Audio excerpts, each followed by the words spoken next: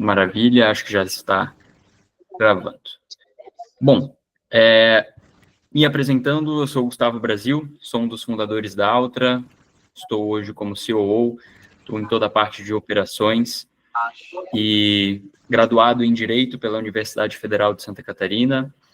Estarei hoje aqui, tanto com papel trazendo uma breve contextualização da temática para vocês, mas mais como um mediador dessa conversa, passando a palavra também para a Fernanda e para o Rafael, apresentando os nossos convidados. A Fernanda Lacerda é Legal and Compliance Director do PinBank, é graduada em Direito pela Universidade AMB Morumbi e especialista em Direito Digital e Empresarial pelo INSPER. Fernanda atua dentro do direito empresarial e tributário há 10 anos, com passagem por empresas como Ticket e Serasa Experian. Tem experiência sólida em mercados regulados, com especializações em fintechs e meios eletrônicos de pagamento pela FGV São Paulo e LGPD pela USP.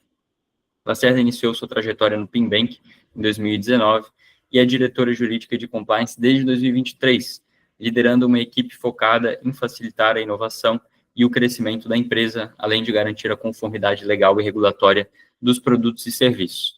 Essa apresentação aqui, Fernanda, já novamente, se quiser, passo a palavra para você, dar um bom dia aí para o pessoal e boas-vindas, tá? Mas essa apresentando aqui um pouco do seu perfil, acho que já fala muito do nosso encontro de hoje, né? Desse olhar estratégico para o negócio, tá bom? Passo a palavra aí para você. Bom, gente, primeiramente, bom dia, né, a todos. Enfim, a gente sabe o quanto a nossa agenda é cheia de compromissos e é difícil encaixar ali, de repente, um evento de 1 hora, meia hora ali, mas é sempre bom a gente se conhecer e se atualizar. Então, desde já, eu agradeço muito a disponibilidade de vocês, agradeço o convite do Gustavo e compartilhar aqui esse tempo de aprendizado para todos, principalmente para a gente aqui que está tentando compartilhar coisas, a gente aprende muito também. E aí também a disponibilidade do Rafael. Bom, estou total à disposição também, após a nossa conversa, para trocar ideias, enfim, acho que, como o Gustavo trouxe, vai ser um momento de muita mutualidade, né? A nossa intenção aqui não é ficar horas falando, e sim trocar ideias e entender como a gente consegue se ajudar. Perfeito. Obrigado, Fernanda. Agora apresento nosso outro convidado, Rafael D'Angelino, que é CEO da GoClients, uma plataforma de GRC. Ele tem mais de 20 anos de experiência em inovação e liderança, focado em transformação digital, criação e na gestão de riscos e compliance, ajudando empresas a fortalecerem a integridade, a ética e a eficiência de seus programas de compliance. Então, novamente, inclusive, durante a apresentação, vocês vão entender um pouco mais do que faz a GoClients, né, e como que ela ajuda, inclusive, nessa parte de métricas e indicadores de sucesso. Então, Rafael, muito obrigado por topar essa conversa aqui conosco. Imagina, gente, eu que agradeço também a oportunidade um prazer, na verdade, estar aí compartilhando esses momentos aí com vocês. Eu que costumo me apresentar dizendo exatamente que eu não sou da área jurídica, não sou da área de compliance em si, mas acabei nessa área. Eu sou um publicitário, formação, pós-graduação ali na SPM, etc., mas o meu foco acabou sendo esse exatamente pelo meu histórico, né? Trabalhou muito tempo com comunicação para grandes empresas, com foco em compliance, e a gente acabou desenvolvendo essa plataforma e o negócio acabou levando a gente para esse caminho. Então é uma honra poder também falar um pouquinho do que a gente faz, de como que a gente faz, e estar aprendendo sempre com pessoas como a Fê, como o Gustavo, para a gente poder entender isso tudo, e também contar com a colaboração de vocês aí depois, quando a gente fizer o nosso papo, poder contar também com a experiência de todo mundo que está na sala. Ótimo, Rafael, muito obrigado. E aí, trazendo uma pequena abertura aqui para o nosso encontro de hoje, né, e tentando falar um pouco para vocês da importância de medir esses indicadores, né, eu sempre gosto de fazer uma analogia, e aí em todo projeto que a gente se envolve, né, e aqui pelo nosso lado também como empresa na Altra, né, a todo momento a gente está acompanhando indicadores em vários sentidos, né, para quem era da área de marketing, para quem é da área comercial, tem os seus OKRs, as suas metas, todas as áreas dentro da organização têm os seus objetivos, né?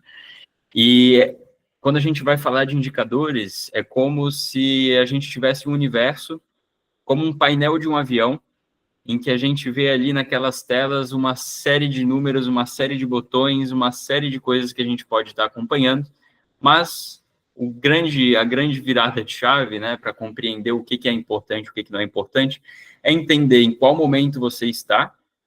Então, em que momento do voo, né, se é na decolagem, se é na aterrissagem, se é em voo de cruzeiro, para quais métricas é mais estratégico você estar olhando. Porque se você for parar para olhar todos os botões, olhar todos os indicadores que o avião traz a todo momento, é muito possível que você nem decole, né? Então, a ideia hoje aqui da conversa, inclusive nos cases que a gente vai trazer na dinâmica mais para frente, é apresentar um cenário e a gente poder construir, entender hoje o que vocês têm feito nas empresas onde vocês atuam, de acompanhamento desses objetivos e quais métricas vocês estão usando para acompanhá-las, né? Eu vejo, por exemplo, agora falando um pouco na parte de educação, né, e conscientização de colaboradores, que é onde a Altra tem a especialidade. A gente tem trabalhado cada vez mais com os nossos clientes, principalmente na nossa frente de consultoria, exatamente esse acompanhamento de métricas e dados. Como que tem sido a evolução, o que de um ano para o outro, que era, por exemplo, tanto obrigatório, mas também de treinamentos que deveriam ter sido implementados de um ano para o outro, como é que foi esse alcance? Quantos colaboradores tiveram acesso a esse conteúdo? Quem que, de fato, desses colaboradores internalizou esses conteúdos, entendeu, né, de fato, a importância deles? Então, fazer acompanhamentos para além de apenas um treinamento pontual durante o ano, mas também traçar outras formas de você acompanhar a educação durante o ano, e, é claro, isso surte efeito. A gente vê algumas áreas, por exemplo, em que isso é extremamente estratégico, e aqui tem pessoas na chamada, como o Igor, se estiver ouvindo, Igor, na área de cibersegurança, que sabe mais do que todos nós aqui a importância, por exemplo, de você treinar os colaboradores sobre a temática de phishing, né? Até porque a melhor forma de você prevenir esse risco dentro da organização, de um vazamento de dados ou algo do tipo, é você conscientizando o colaborador, né? E é por isso que a gente vai falar hoje um pouco aqui dessas métricas, o que você tem que acompanhar para medir se, de fato, essas evoluções estão ocorrendo ou não dentro da organização, tá? Bom, então, eu passo a palavra para a Fernanda, para ela iniciar a apresentação dela, e depois a gente continua aqui com a nossa dinâmica ao final. Agradeço novamente a todos e um bom encontro para vocês. Muito obrigada, viu, Gustavo? Inclusive, enquanto você ia falando aqui, eu tive algumas ideias e mudei um pouquinho a ordem de alguns slides da apresentação, que eu acho que vai ornar muito com o que você falou, enfim, com o que a gente planejou aqui para a dinâmica, e, enfim, vou começar a compartilhar minha tela. Preparei alguns slides, algo bem simples, mais para nortear aqui, né, a estrutura de como a gente vai falar, e não estou vendo vocês. Logo, se alguém quiser, enfim, me interromper, trazer alguma ponderação, vou pedir ajuda aí do Gustavo ou do Kevin para me ajudar a parar aqui e voltar a telinha, porque eu não estou vendo vocês, tá bom? Bom, gente, então vamos lá, né? O Gustavo já trouxe muito bem aqui a questão de como a gente deve pensar o assunto indicadores, né? E a gente pensa OKRs e KPIs e todas essas siglas, né, gringas que a gente tem, que há muito tempo, né, vem sido falado nas corporações, mas eu acho que quando a gente fala de indicadores de sucesso, né, acho que a primeira pergunta, a grande pergunta que a gente tem aqui, né, o que é sucesso? Eu acho que para alguns, né, pode ser, poxa, eu fui muito bem sucedido em muitas coisas, então isso significa sucesso, né? Mas a gente também pode tentar entender, né, o sucesso como um resultado positivo, né, de algum projeto específico ou de algum objetivo específico, e é por esse ponto que eu gosto de iniciar, no sentido de que quando a gente olha um indicador desse, né, 98% de conformidade, que inclusive eu extraía da plataforma do GoPliance, né, o Rafa é um parceiraço nosso que apoiou a gente na estruturação aqui do projeto de governança como um todo, né, não só de conformidade, mas como governança, né, enfim. A gente olha aqui esse indicador de 98% e a gente fala, né, poxa, isso significa muita coisa, mas a gente consegue ter sucesso em tudo, né? O quanto esse indicador ele é real do que eu estou tendo ali de eficiência da minha gestão de compliance, né? Então, a partir dessa discussão, a gente vai aprofundar um pouquinho mais para entender como a gente compõe esse indicador e, enfim, como a gente consegue mensurar se de fato eu estou tendo sucesso, né? Às vezes esse número ele pode ser real, ou às vezes ele está mascarando ali algo que eu estou olhando para o objetivo errado, né? Então, considerando isso, a gente volta a falar de indicadores, né? Para que servem esses diachos, né, de indicadores, né? Eles vão gerar para a gente uma base objetiva, de fato, né? Com base em fato, dados, números, né? Para que a gente consiga monitorar, avaliar, aprimorar, mas muito mais conhecer a companhia e conhecer, né, como a gente consegue, em conjunto, cooperar ali para a estratégia macro, né, dessa companhia. Então, falando um pouco mais no detalhe, né, como que isso me ajuda, né, quando a gente fala de monitoramento de riscos, né, os indicadores relacionados, né, a monitoramento de riscos, obviamente eles vão ajudar a gente a olhar potenciais riscos, medir probabilidade de que isso aconteça, avaliar a possibilidade de impacto, então a gente consegue criar ali ações preventivas e corretivas, né, e quando a gente fala tomada de decisão baseada em dados também. Quando a gente tem dados, a gente sai do achismo, né? Então, quando a gente olha quais são os índices de não conformidade, quais são as denúncias que eu tenho, quais são os atrasos em implementação de política, eu consigo tomar decisão baseada em dados. Seguindo um pouco a avaliação de efetividade do programa. Então, a gente, enquanto gestor ou participante de uma área de compliance, a gente consegue entender onde estão os meus gaps, quais são os meus objetivos, né? Quais são os indicadores de treinamento que eu tenho. A gente também tem a avaliação de questões relacionadas, né, indicadores de transparência e comunicação. Então, o quão eu estou conseguindo me comunicar de forma clara com os meus stakeholders, o quanto os meus colaboradores estão, de fato, entendendo, né, as questões relacionadas à conformidade. E, por fim, né, a gente tem também a questão de prevenção de penalidades, sanções, principalmente em mercados regulados.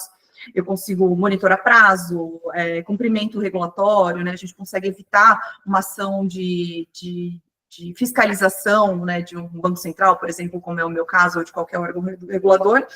E, por fim, não menos importante, a gente consegue entender qual é o nível de comprometimento, qual que é o nível de engajamento dos meus colaboradores quando eu olho para uma cultura organizacional, né? A cultura nada mais é do que uma repetição, um conjunto de hábitos, né? E quando a gente cria hábitos positivos e consegue olhar para isso com números, né? A gente consegue entender e resolver muitas vezes problemas direcionados e correlacionados ali com a área de compliance de um viés de conformidade, mas outras áreas também, né?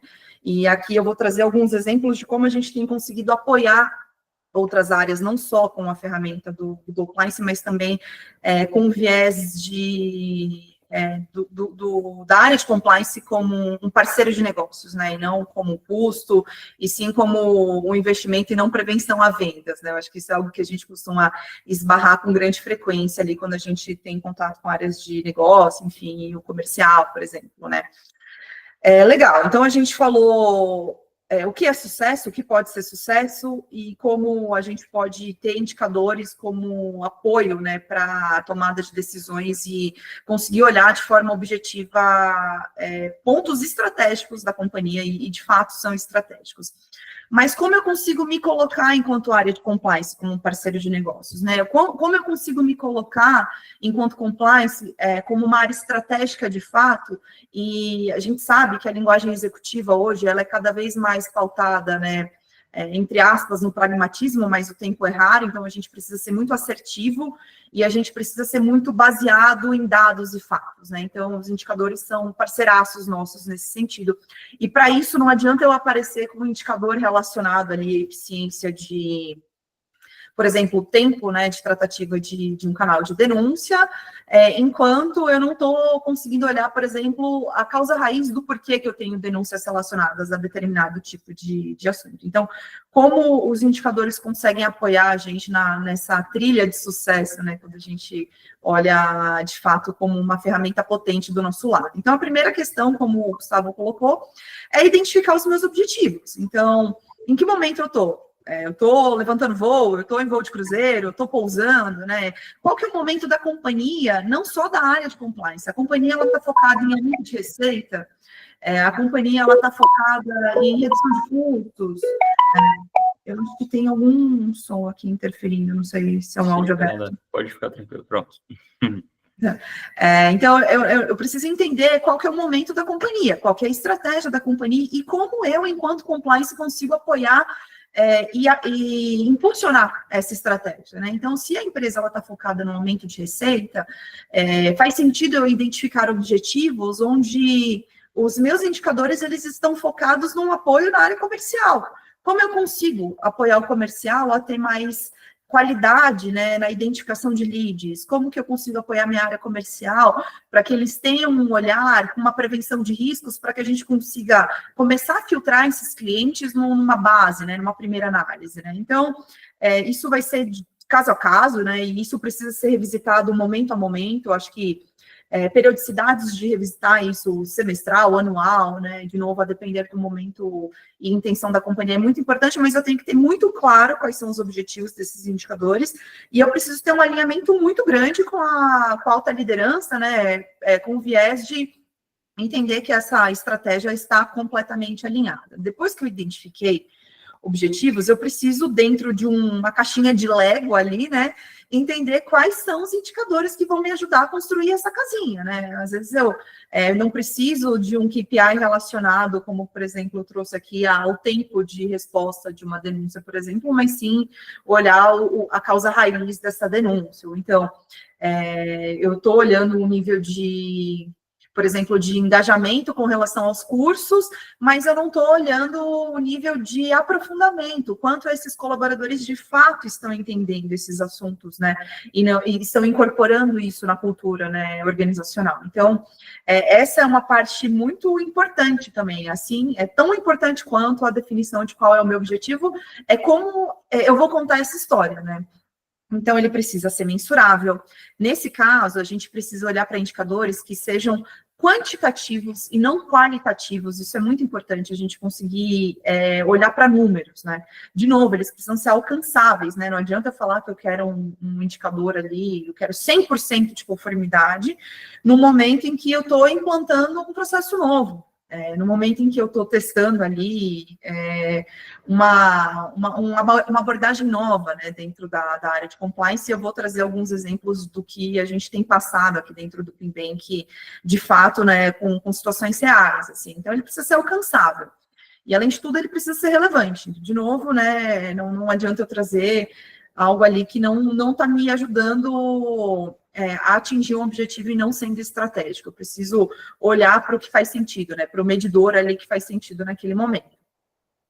Depois que eu criei a base sólida do que eu tenho e para onde eu quero chegar, eu preciso olhar para os dados, né? Então, eu preciso ter dados de forma estruturada, eu preciso entender quais são os dados que vão me trazer insights relevantes, eu preciso monitorar a qualidade desses dados, né? Eu preciso entender se esses indicadores são reais, né? Muitas vezes a gente tem indicadores lindíssimos, com números altíssimos, e que não são reais. E na maior parte do tempo, a gente acaba descobrindo isso na pior situação, que é numa auditoria, né?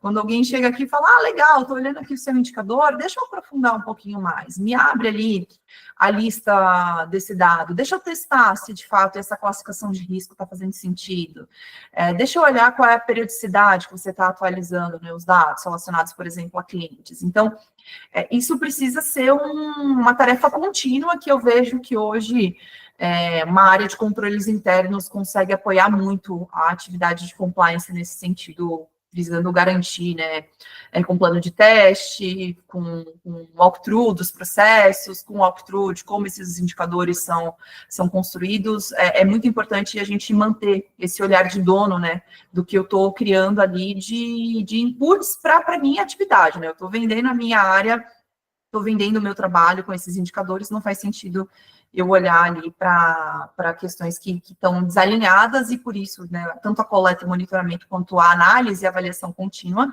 ela é importantíssima, né? Não adianta eu achar que eu criei um indicador no começo do ano e eu vou revisitar se eles continuam sendo alinhados com a estratégia da companhia em, sei lá, em julho, no segundo semestre. E aí, durante esse período todo, eu não estou revisitando e analisando, eu só estou consumindo aquilo como se fosse uma matéria fixa, quando, na verdade, é uma matéria orgânica, né? Então, é importante a gente manter ali sempre a avaliação contínua desses dados. E, por fim, né, como que eu vou construir esses suportes, né? Então, poxa, eu fiz um trabalho lindo de identificar a estratégia da empresa, eu fiz um trabalho incrível, né, de criar quais são os indicadores relevantes, eu fiquei acompanhando mês a mês se esses dados, eles continuam íntegros, se eles continuam fazendo sentido, se eles estão eficazes, se eles permanecem relevantes. E aí, no final desse ciclo maravilhoso, eu crio um relatório que não representa ali a totalidade do serviço que eu construí, a totalidade do valor que eu agreguei, né? Não só para a companhia, mas para a estratégia, o quanto eu impulsionei a estratégia da companhia. Então, a criação desses relatórios, e de novo, né, baseada em resultados, né? O quanto que eu preveni de perda, o quanto que eu apoiei na receita, o quanto que eu reduzi de fraude, isso é muito importante para que a gente continue construindo esse valor de novo, de que a área de compliance, ela é e deve ser um parceiro de negócios. A gente está aqui para viabilizar coisas, né, e não ser uma área de prevenção a vendas, como eu falei. Então, todas as etapas eu tentei sintetizar ali em 5 principais thresholds, mas eu acho que é tudo muito orgânico junto, assim, né? Às vezes a gente precisa fazer uma reanálise de objetivo no meio da construção, porque a gente achou que isso estava alinhado e não está. Então, todas essas etapas, elas precisam ficar muito fortes, assim, e frequentes na nossa cabeça quando a gente pensa na construção de indicadores e numa trilha de sucesso, né, para o departamento de compliance da companhia como um todo. E aí, na parte, né, dessa construção de relatório e como a gente apoia isso, é muito importante que a cultura da empresa olhe para o compliance, né, por meio de indicadores, por meio de relatórios, o quanto de ganho a gente traz, assim. Então, a gente é imprescindível numa companhia para reduzir riscos. Isso por si só já é muita coisa, né? Quando a gente fala em risco, né, da probabilidade de eu ter um impacto negativo na companhia, né, é importante colocar que não é proibido o risco, né? Não é, não, eu não posso, isso é um assunto proibido aqui dentro. Não, eu tenho que tomar risco às vezes. Mas esse risco, ele tem que ser mensurado, ele tem que ser claro, ele tem que ser aceito e ele tem que ter controles para mitigar ele. Então, assim, a partir do momento que a gente entende que riscos, eles são inerentes ao negócio e eu estou ali para reduzir o impacto, a probabilidade desse risco, isso já é algo gigantesco, assim. Esse mote já é algo muito importante do que a gente pode trazer de ganho para uma empresa. De novo, eu acho que fortalecimento de reputação e o último que está ali como atração e retenção de clientes ou possíveis investidores, eles estão muito andando de mão dada, né? A partir do momento que você tem uma empresa com uma reputação boa, você naturalmente consegue manter clientes aqui dentro, você consegue atrair clientes para a companhia e também investidores, né? Um ganho também enorme, assim. Ter ali uma estrutura muito bem definida de como o compliance apoia auditorias, de como o compliance apoia diligências, de como o compliance apoia a entrada de clientes, né? Eu acho que isso é muito, muito forte também, muito relevante, né? A gente tem também ganhos de melhoria de cultura, como eu trouxe no início, né? O compliance tem assuntos obrigatórios e tem assuntos desejáveis e tem apoios a outras áreas que às vezes tem uma ideia super boa ali, que vai apoiar uma cultura de redução de risco, uma cultura de prevenção, né, a fraude, em outros lugares que não só os que a gente imagina, né? Às vezes um treinamento para uma área de, sei lá, de atendimento consegue prevenir questões relacionadas à fraude e phishing, por exemplo, né? Um curso que você coloca ali, que o compliance endossa, consegue melhorar a cultura da empresa em diversos níveis, assim, e traz mais eficiência para a operação, né, no sentido de que você faz uma vez, você faz bem feito, né, você não precisa ficar voltando, né, e nem tendo questões relacionadas ali à falta de previsibilidade, né, a gente consegue apoiar muito como ter previsibilidade, né, em novos produtos, em novos negócios, em novos clientes, né, então, isso é importante que a gente tenha esse espírito de vendedor, né, quando a gente constrói indicadores, né, o que eu estou trazendo de ganho para essa companhia.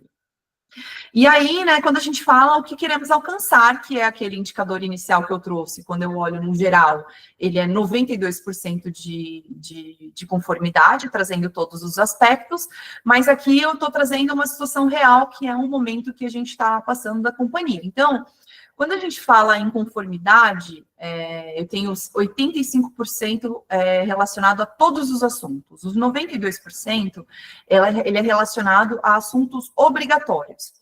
E aí, quando a gente entra, você fala, pô, você tinha um indicador de sucesso ali, né? 90 e tantos por cento, agora você está me trazendo 85%. Sim, porque hoje a minha preocupação não é fazer só o obrigatório.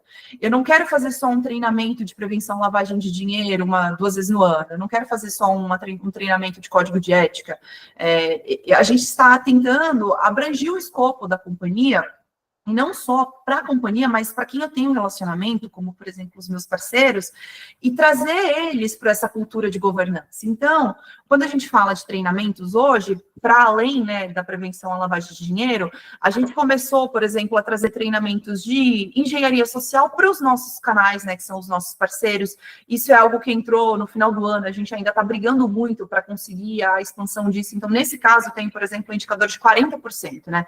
Ele não é obrigatório, ele não é 100%, eu acho que é necessário, assim, mas ele traz muito ganho para a gente, né? Se hoje eu posso ter uma questão relacionada a uma fraude de engenharia social aqui dentro da companhia, eu quero que os meus parceiros também não caiam nesse tipo de situação, porque eu também tenho perda. Então, introdução LGPD também para os nossos parceiros, Open Banking, Open Finance também. Então, eu coloquei uma série de treinamentos aqui relacionados a outras áreas e com outro público, para eu conseguir começar a criar mais essa cultura, né, de governança, com assuntos que não necessariamente são de compliance, mas que vão apoiar a gente no fim do dia, né? E aí, quando eu olho para isso, né, parece que, enfim, aquele número ele é irreal, mas não, eu estou criando novos indicadores, então é importante eu ter clareza, né, de quais indicadores são relevantes e como eu apresento eles e o porquê que eu estou trazendo eles, né? E aí, quando a gente fala especificamente do treinamento de prevenção à lavagem de dinheiro, que é obrigatório, eu estou com 93% da companhia, e essas 10 pessoas pendentes, na verdade, são funcionários novos, que ainda estão no prazo de treinamento. Então, quando eu olho para cá, é um cenário ruim, quando eu olho para cá, é um cenário ótimo. Então, eu não posso misturar os dois assuntos. Então, eu tenho que criar valor nesse cenário, entre aspas, ruim, que, na verdade, eu estou aumentando os braços de compliance, né? Eu estou aumentando a área de atuação, por isso que eu tenho um indicador menor. E manter isso daqui, que é super relevante, sem perder também os trilhos, né? Eu acho que isso tem que ser muito bem controlado, né? E aí, quando a gente fala também, isso é um pouco do que a gente teve de cenário do ano passado, né? Eu peguei ali o que a gente fez, né? E como a gente vai reportar isso para os nossos stakeholders aqui internamente. Então, no ano passado, para além dos treinamentos que eu tive, né? Eu tive auditoria de Banco Central, eu tive auditoria de Mastercard, eu tive auditoria interna, eu tive auditoria externa. Então, isso me trouxe uma atuação muito focada ali em atendimento pontual, né, de situações que elas não são recorrentes, né? Então, como que eu vou apresentar isso, né, para os meus stakeholders também? Então, na questão de que quais são os ponteiros que eu quero apresentar. Então, eu estou apresentando um ponteiro ali de expansão do meu escopo de atendimento com parceiros que eu não sou obrigado, né, a trazer treinamentos e assuntos que eu acho que são relevantes, que vão criar a companhia, e não só acho, tem a fundamentação, como isso vai apoiar a gente, mas também, em outro ponto, eu tive que atender situações que são fora, né, do escopo inicial de planejamento. Então, é importante a gente conseguir trazer isso de uma forma estruturada, né, não só como eu atendi essas auditorias, né, para os nossos stakeholders, mas também o quanto eu tenho estruturado já os indicadores de uma área de compliance me apoiou a passar por 3 auditorias, 4 auditorias ao mesmo tempo. Dentro de um período, eu coloquei como ano passado, mas isso foi no segundo semestre, assim, o Banco Central iniciou um processo de fiscalização das instituições de pagamento do S5, então foi algo mercadológico, mas que gerou para a gente uma demanda gigantesca. A gente teve a auditoria das bandeiras, que também é algo periódico, e aí a gente teve a auditoria interna, que é recorrente, e a auditoria externa, que é recorrente também. Então, se eu não tivesse esse nível de clareza já de como a gente está construindo, dificilmente eu conseguiria manter o indicador de sucesso do que é obrigatório, expandir o meu escopo de atuação e atender situações atípicas e típicas de auditoria, né? E aí, aqui explicando um pouquinho para vocês terem um pouco de noção, né, do que a gente fala, de como foi esse atendimento da auditoria, né? Eu tive que mapear, por exemplo, as entregas das áreas que foram envolvidas, né, indiretamente nessas auditorias. Então, a área de prevenção a ilícitos, o onboard, o comercial, financeiro, enfim. A gente teve que controlar entregas, né, e criar indicadores relacionados às entregas das outras áreas, né.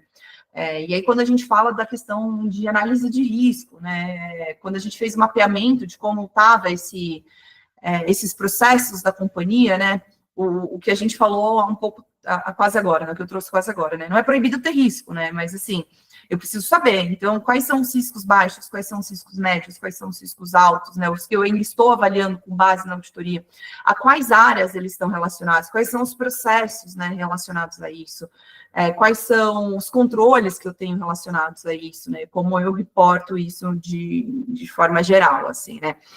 E aí, para concluir, porque meu tempo está acabando, eu não quero prender vocês aqui para além, se deixar eu fico falando muito tempo sobre isso, eu gosto muito do assunto no geral, né, não à toa que eu trabalho com essa área, mas é isso, a gente também, enquanto profissional de compliance, entender que o compliance não é só uma obrigação, né, é essa oportunidade que a gente tem de construir confiança, de reforçar os valores da companhia e estar alinhado à estratégia da companhia para impulsionar esse sucesso e que ele seja feito de uma forma sustentável e estruturada, assim. Então, é muito importante a gente manter isso na cabeça enquanto a gente está ali fazendo o nosso papel do dia a dia, gente. Finalizo aqui, se vocês tiverem dúvidas, enfim, estou total à disposição para a gente trocar algumas palavras aqui também. Perfeito, Fernanda, obrigado. Pessoal, avisando a todos que estão na chamada e que têm dúvidas, coloquem aqui no chat, agora vai entrar a parte do Rafa, então, se vocês quiserem colocar direcionado para quem que vocês estão perguntando, se é uma pergunta para a Fernanda, para o Rafael, já coloquem aqui. Se for o momento oportuno, eles já podem responder, puxar aqui do chat mesmo, senão eu espero ao final e repasso as perguntas para eles, tá? Mas fiquem à vontade, como eu falei, a ideia é ter interação. Bom, Rafael, agora eu passo a palavra para você, para a gente iniciar aqui a nossa dinâmica, e vamos para cima, que agora é mão na massa, hands-on. Boa, vamos lá. Depois da aula da Fê, o pessoal joga a responsabilidade para mim. Então, ainda bem que eu não sou advogado. Vamos lá, gente. Eu não sei exatamente também qual é o momento de cada empresa. Eu acho que o que o Gu trouxe como a comparação ali com o avião, acho que foi perfeito ali até para iniciar. Tem tudo a ver com o que a gente está falando, e é o exemplo, assim, perfeito. Então, assim, isso vem muito também da maturidade, a gente não sabe em que momento que está cada uma das empresas de vocês, por isso que a intenção era trazer algum exercício aqui, que vocês pudessem pensar num cenário já meio ali sugerido, né? Acho que eu fechei minha câmera aqui, perdão, gente. Ou será que parou minha câmera? Bom, vamos lá. Não sei se é minha internet, perdão. De qualquer forma, assim, o objetivo agora da gente, deixa eu até compartilhar minha tela, deixa eu ver se... Acho que minha internet que deu algum tilt aqui, pessoal. Rafa, enquanto você está arrumando, antes de compartilhar a tela, apareceu uma pergunta aqui no chat para a Fernanda, posso direcionar para ela? Por favor, manda lá, manda bala. Dúvida para a Fernanda. Em um momento da apresentação sobre como definir os indicadores, foi trazido que os indicadores devem ser quantitativos e não qualitativos. Poderia desdobrar um pouco mais esse ponto, a diferença entre eles? Perfeito. A principal diferença a gente, enquanto área que atende, né, a governança da empresa, é muito natural que a gente se direcione para questões relacionadas à qualidade, né, e não à quantidade. Quando a gente traz indicadores relacionados à quantidade, é muito mais fácil de eu conseguir provar em números o porquê determinado processo ele deve ser priorizado em relação a outro, o porquê determinada melhoria pode ser priorizada com relação a outra, porque eu estou trazendo números, dinheiro, eventualmente, em algumas situações é possível transcrever isso por meio de, quanto tempo um analista demora para fazer determinada coisa. Se ele fica, sei lá, faz 200 análises por mês, se a gente automatizar esse processo em número, eu consigo reduzir, por exemplo, 30% do custo da empresa, ou eu consigo aumentar a produtividade dessa pessoa em 20%. É colocar números nesse tipo de análise, porque quando a gente traz indicadores relacionados à qualidade, entra num critério muito subjetivo. Então, eu falo assim, putz, eu vou melhorar o meu atendimento do canal de denúncia. Melhorar como? Né? Em tempo de resposta, em quantidade de denúncias que eu recebo, essa preocupação da gente sempre tentar expressar um critério que ele é subjetivo de uma forma objetiva. Exatamente, o quantitativo diminui a subjetividade, perfeito. Ótimo, até tem uma contribuição nesse sentido, Fernanda. Tem uma frase, tá aí cada vez mais popular, né? Até algumas pessoas adotando para si como se tivessem cunhado, mas é aquela in God we trust, all others must bring data. So, yes, então, exatamente. Você traz dados para comprovar para as pessoas, assim, você acredita em Deus, né? O resto que é subjetivo vindo de alguém, você não peça dados para a pessoa, né? Então, se você quer comprovar algo para alguém ou demonstrar eficácia, algo nesse sentido, traz dados de fato quantitativos. E eu acho que isso não impede de, por exemplo, e você trouxe ali a importância de fazer relatórios, né?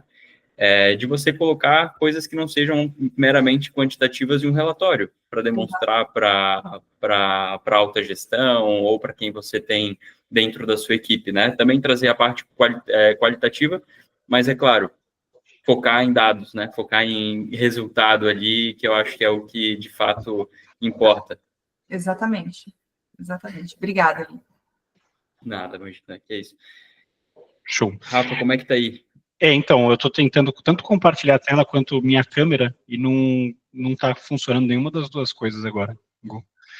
Talvez fosse melhor você sair e entrar de novo. Deixa eu será? compartilhar o slide aqui. Deixa eu compartilhar aqui. Ou se você quiser compartilhar, eu vou falando em cima também, não tem problema. Tá, estou baixando ele aqui. De qualquer forma, dando continuidade ali, eu lembrei, enquanto a Fê falava também, agora, inclusive explicando ali o quantitativo e o quali, eu lembrei de um caso, por exemplo, de uma construtora que a gente atendia, e eles fizeram exatamente isso, eles lançaram o canal, ficaram utilizando ali durante um tempo, e aí eles não recebemos nenhuma chamada, isso teoricamente é bom, não dá para saber.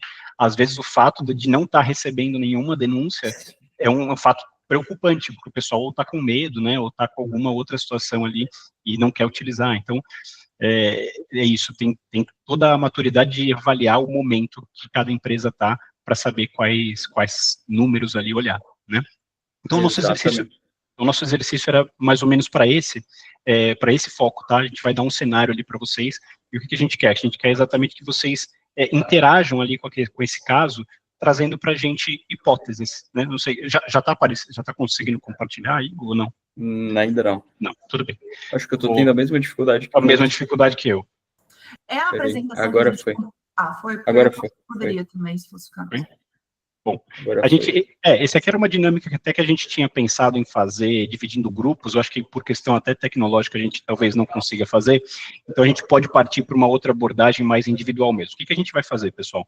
Eu acho que o nosso intuito de novo, é querer ouvir vocês e até às vezes trazer insights, né, dos seus conhecimentos e das suas realidades dentro de um caso prático que a gente vai sugerir aqui, tá bom?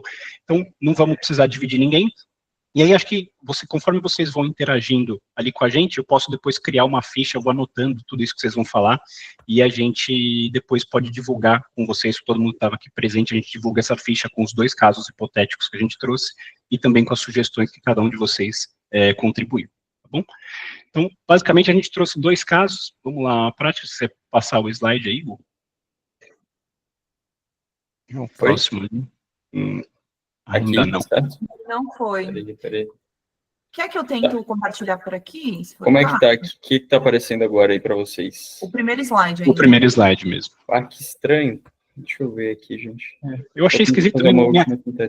Minha câmera mesmo, enquanto a Fê estava falando, estava tudo certo. Depois, eu vou compartilhar a tela cheia aqui. Ela ficou tímida, a minha câmera. Vê se foi. Agora foi. Agora foi. Tá, Beleza. então eu não vou sair aqui da tela. Então vamos lá, gente. O primeiro caso que a gente vai trazer aqui, e por favor, tá, gente, não quero que vocês tenham vergonha, não quero. O objetivo é que vocês participem realmente e falem, tá? Não tem cenário errado, não tem sugestão errada. O que a gente quer mesmo é ouvir um pouquinho de vocês, tá? Então o que a gente trouxe aqui é um caso de uma empresa de tecnologia. Qual que é o contexto, né? Então, uma empresa de tecnologia que está com rápido crescimento, atualmente eles estão ali com 300 funcionários, e eles enfrentaram problemas de assédio no ambiente de trabalho e a dificuldade em monitorar a adesão das políticas de compliance. Foi criado um canal de denúncias, mas os resultados foram pouco confiáveis, tá? Então, qual que é o nosso desafio aqui? Então, desenvolver 3 indicadores para medir o impacto do programa de compliance, considerando exatamente isso, o engajamento ali dos funcionários, a efetividade do canal, e a adesão às políticas de ética e comportamento. A gente colocou até aqui uma sugestão de pontos de partida, então, por exemplo, a taxa de uso ali do canal de denúncias, a taxa de adesão aos treinamentos, o indicador de tempo médio ali da resolução das denúncias, mas isso é só o pontos de partida. O que a gente quer também é ouvir vocês. Então, imaginando esse nosso caso hipotético, depois a gente passa para o caso 2, acho que é legal deixar o pessoal pensar um pouquinho, Gu, e poder já ir contribuindo a cada caso. Eu estava no 2 ou no 1, Rafa? No 1. Ah, Isso. tá. Passei sem querer ali. Isso, e depois a gente passa ali para o 2 de novo e já tenta fazer um outro exercício. Então, pensando nesse cenário, gente, e também trazendo um pouquinho ali do conhecimento de vocês, o que vocês fariam, o que vocês sugeririam para que a gente pudesse medir um caso para ajudar essa empresa aqui de tecnologia? E aí, por favor, podem levantar a mãozinha, sugerir, se quiserem pensar também um pouco, ou quiserem fazer perguntas relacionadas a isso, para que a gente possa desenvolver em conjunto também, é uma abordagem que a gente pode fazer legal.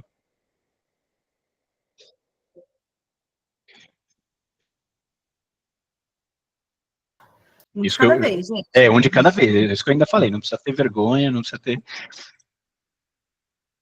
Boa, vamos lá, vamos agitar aqui a galera, voltei, fechei o caso.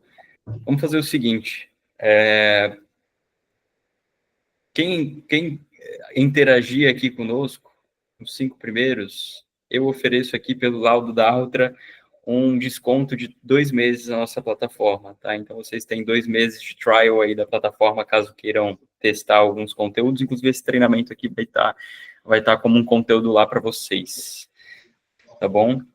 Deixa eu voltar aqui a apresentação, vamos ver como é que fica essa interação que o pessoal tá tímido, tá vendo? Bom, o pessoal tá tímido, o pessoal tá tímido.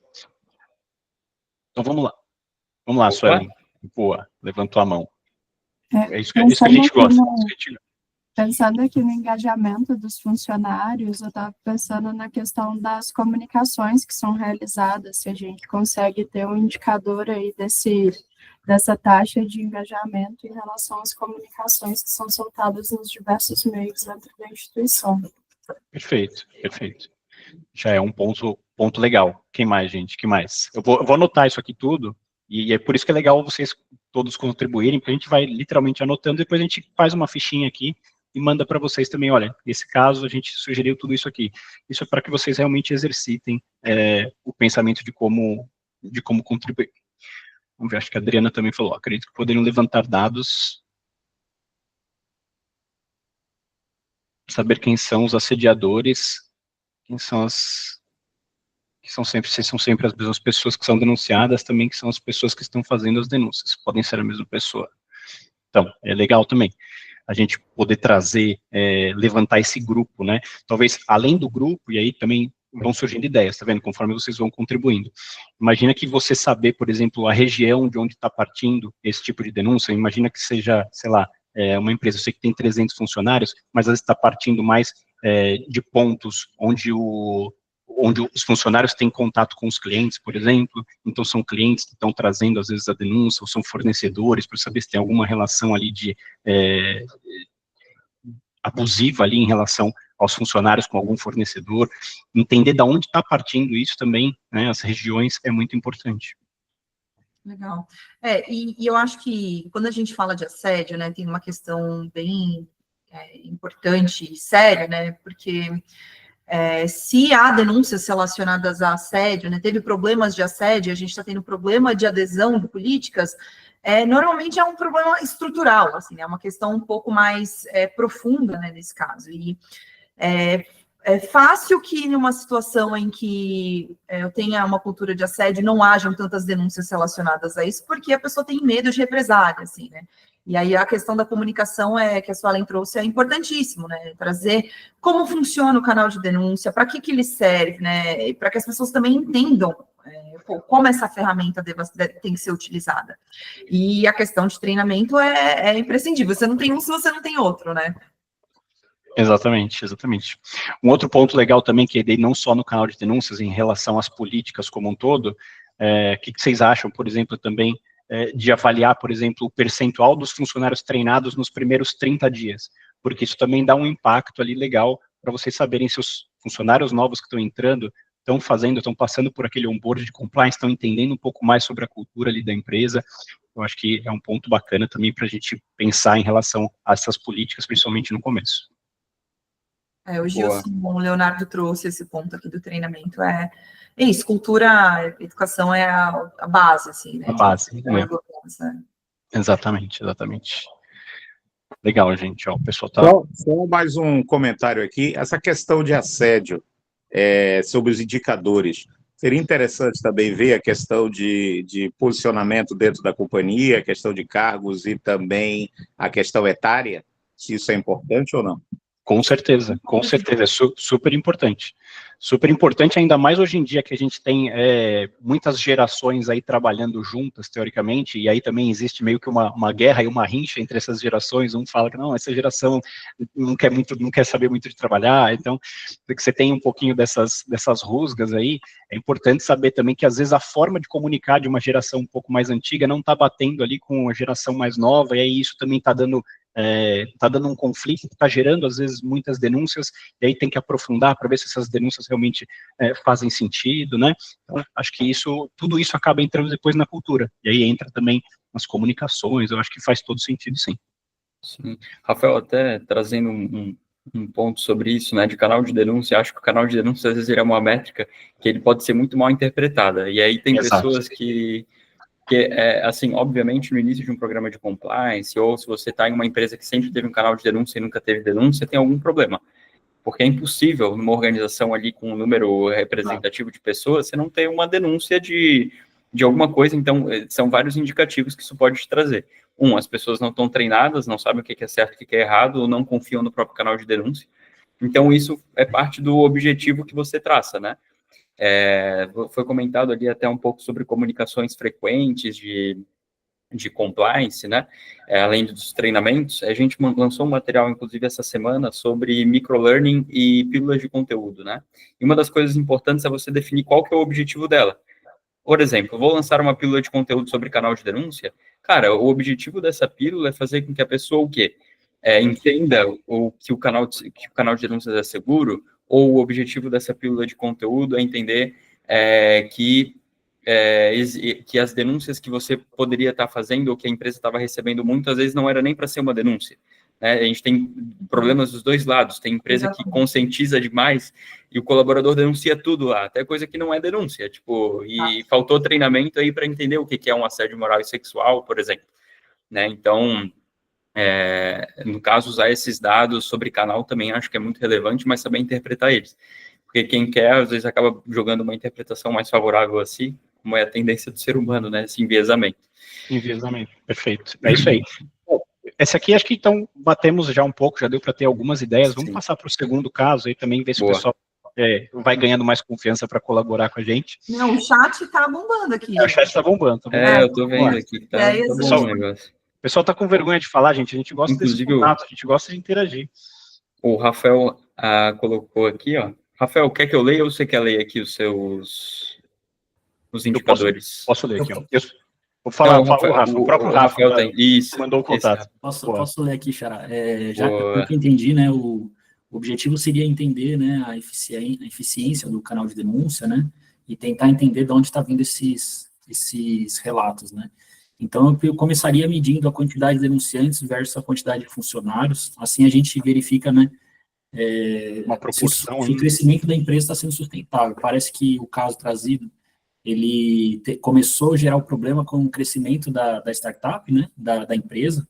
Então, às vezes, por conta de metas agressivas, etc., você acaba tendo algum tipo de desvio de compliance por causa disso, né?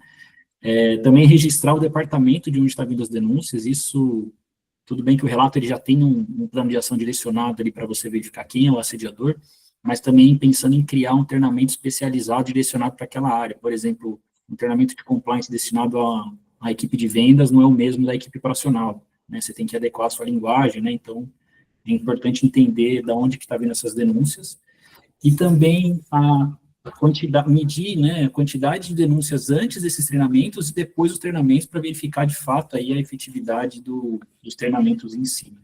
Show de bola. E o período ali como um todo também, né? De tudo Exato. isso.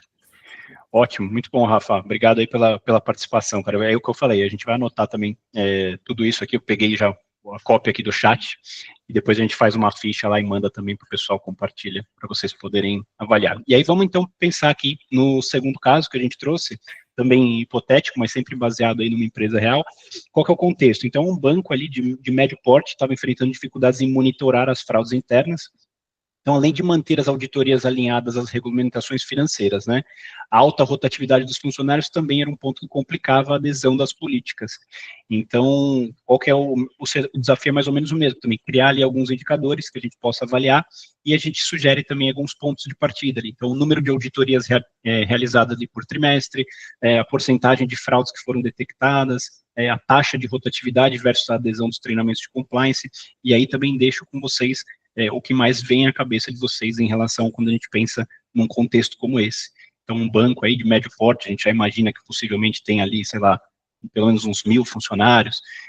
Vamos imaginar o que a gente poderia fazer para ajudar nessa questão, para monitorar melhor aí as fraudes internas. Ô, Rafa, boa tarde. Deus Boa Deus tarde. aqui de novo. Só um comentário aí que você falou.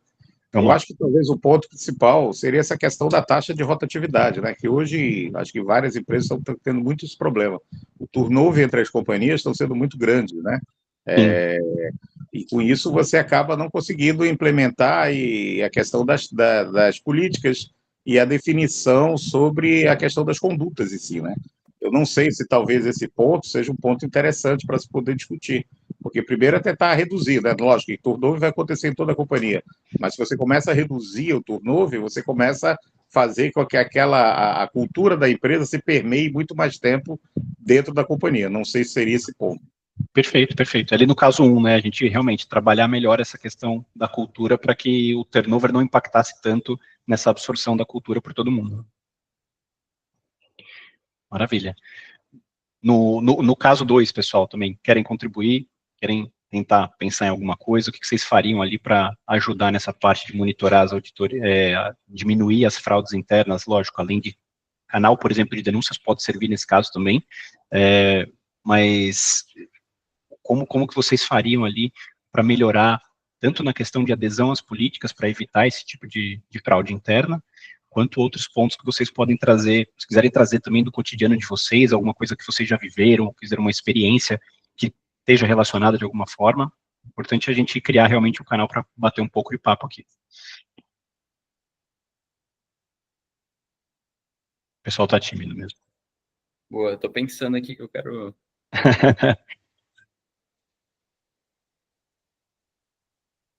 A própria questão de monitorar ali os próprios treinamentos relacionados a como divulgar, esse tipo de coisa. O canal de denúncias, ele, lembrando, né, gente, ele não serve só para assédio, não serve só para isso, ele vai acabar servindo também para esse tipo de caso, uma questão de corrupção, está acontecendo alguma fraude, elas vão ajudar a gente a investigar, mas é importante que a gente possa medir outras coisas também, né, ver de onde está partindo também as áreas que estão gerando mais risco para esse tipo de fraude. Não, Adriana. Poderiam ser analisadas. Pesquisa de clima dentro da empresa, entender o nível de felicidade no trabalho e assim diminuir a rotatividade. Entrevista de desligamento para entender o real motivo das demissões ativas ou não. Legal. Adriana, esse caso, você pensou mais nesse segundo caso mesmo? Quiser conversar aqui com a gente também? Oi, bom dia. Oi, Adriana. Eu acredito, sim, que como a gente está falando de rotatividade, né, entender por que as pessoas estão deixando a empresa, né, Será que é um setor em específico? Será que, de repente, são casos de assédio, as pessoas não estão se dando bem com o líder, com o chefe, né? Entender melhor por que as pessoas estão saindo, tanto uma pesquisa de clima dos que estão dentro da empresa, como também entrevistas de desligamento, né? Que ali a pessoa talvez se sinta mais até confortável em falar o real motivo que está saindo da empresa. Perfeito, perfeito. Legal, Adriana. Obrigado aí pela contribuição. Acho que é válido, sim. Bom, acho até que por conta da alta rotatividade, como uma solução emergencial e uma métrica emergencial a se acompanhar, é o tempo de onboarding do colaborador nessas temáticas, né? Então, se esse treinamento, por exemplo, sobre fraudes, ele está sendo implementado uma vez no ano, em um período fixo, ou se a empresa tem, por exemplo, um material de onboarding que já prepara ele a identificar desde o início essa questão aí, pensando até no cenário de uma empresa em um crescimento muito rápido, né? Sim. Talvez, e que está uma fintech, por exemplo, e com muitos colaboradores entrando. Bacana, fala, Rafa.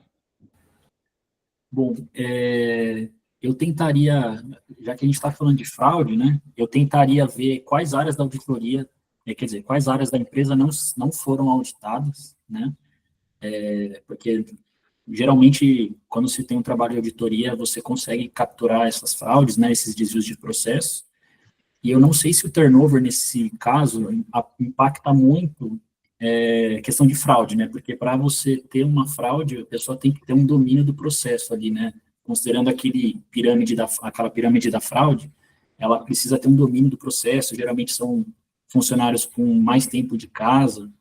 Então, talvez, nesse sentido, monitorar quais são os departamentos da companhia que não estão contemplados no plano anual da auditoria, e aí pedir para eles acrescentarem esses departamentos no próximo ciclo, né, e tentar entender qual que é a sensação para achar que as fraudes estão aumentando, né, por que as pessoas estão achando que está havendo as fraudes internas? E aí, com base nisso, talvez trazer alguns outros indicadores um pouco mais precisos também. Legal. Boa, Rafa. Acho que faz sentido também. Legal, gente. Bom, de qualquer forma também, Gu, a gente também tem um tempo, eu sei que, para não estender muito, no final das contas, pessoal, era só para a gente bater um papo também, poder levantar essas questões. Tem uma frase também que já caiu na boca, literalmente, do povo mesmo, todo mundo usa, mas é uma frase de um professor norte-americano também, que ele estuda aí os processos produtivos, que é o William Deming, e ele fala que o que não é medido não pode ser gerenciado, né? Então, eu acho que no final das contas é só para a gente exercitar isso, ter isso na cabeça, e pensar exatamente naquilo que o Gu também trouxe, que a Fê também trouxe, ali do momento da empresa, né? Entender o momento, entender que momento do voo que a gente está, para a gente poder criar o nosso painel, criar os botões os botões de referência ali, que a gente vai conseguir acessar principalmente. Tá bom? Deixo a palavra aí com você, Gu. Também, se depois da reunião, se alguém quiser se conectar também ali no LinkedIn, etc., também fica à disposição para bater um papo, para ajudar naquilo que for possível no momento aí de cada empresa. Ótimo. Rafael, obrigado. Fernanda, muito obrigado. Foi, assim, tá incrível, acho que foi um encontro extremamente rico. Muito obrigado a todos que participaram também. A gente anotou aqui o nome dos participantes e a gente vai entrar em contato com vocês conforme eu prometi, tá bom? Legal. E, então, terminando aqui o nosso encontro de hoje, fico à disposição também para quem ainda não está na nossa comunidade. Eu acho que o Kevin mandou aqui no chat o link. Então, se não mandou, Kevin, depois a gente encaminha também por e-mail aí para quem se inscreveu no evento. E contem conosco, esse material vai ficar gravado, depois a gente disponibiliza ali na comunidade também. E no mais, descobri também que a frase que eu mencionei também é do William Deming, Rafael, mas eu tenho medo de terem já atribuído Já atribuído, mas pessoas, é isso, ela já caiu muito na boca do pessoal, não dá para saber. Não dá para confiar. Exato. Então tá, muito obrigado a todos, uma ótima quinta-feira e contem conosco. Tchau, tchau, pessoal. Valeu, gente. Obrigado, prazer. Obrigado, Fê. Obrigado, Bruno. Até mais, gente.